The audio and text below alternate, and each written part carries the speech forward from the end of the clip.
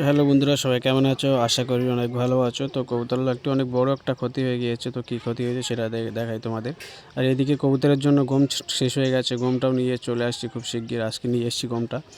আর এখানে পায়রাগুলো সব ঘোরাঘুরি করছে বন্ধুরা। তো কবুতর লফটের ভিতরে গিয়ে দেখি সেই ক্ষতিটা তোমাদেরকে দেখাই। তো এই যে দেখতে পাচ্ছ বন্ধুরা, সামনে একটা ডিম দেখতে পাচ্ছ। তো এই ডিমটা 2-4 দিন মানে গেলে বাচ্চা উঠে যেত।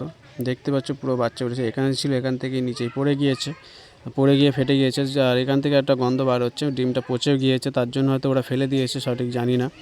দেখতে পাচ্ছ বন্ধুরা, বাচ্চা হয়ে গেছে পুরো। বাচ্চা আর বেশি দিন লাগতো না বাচ্চাটা, ঠিক আছে। তো আর একটা ডিম ছিল, সেটা খারাপ হয়ে গেছিলো, সেটাও আমি ফেলে দিয়েছি। আর এটা ওরা নিজেরাই ফেলে দিয়েছে। তো যাই হোক বন্ধুরা, এটা যাওয়ার হতা হয়ে। আর এইদিকে পশ্চিমা কালশিরা দুটো বেবি উঠেছিল, বাচ্চা উঠেছিল। তো বাচ্চা দুটো করে মুখী বার হয়েছে, ঠিক আছে। তো এইদিকে দেশি নিয়ে বসে আছে, দুটো ডিম নিয়ে, খুব শিগগিরই ডিম বাচ্চা ফুটে যাবে। তো এটা আর দেখানো যাবে না। আর এদিকে দেখতে পাচ্ছ বন্ধুরা, বাচ্চা দুটোকে ভালো করে দেখায় তোমাদেরকে।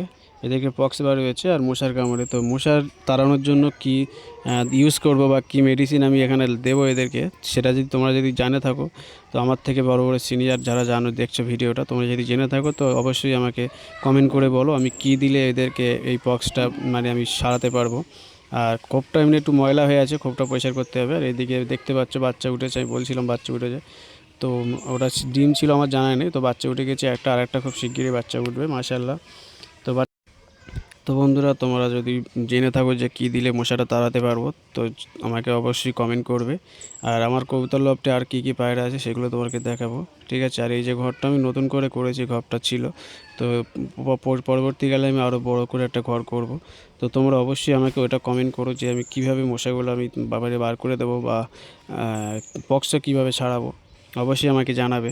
আর ভিডিওটা যদি তোমাদের ভালো লেগে থাকে অবশ্যই তোমরা লাইক কমেন্ট শেয়ার করবে, আর বন্ধুদের কাছে শেয়ার ভালো পাঠিয়ে দেবে, শেয়ার করবে। তো টাটা বাই।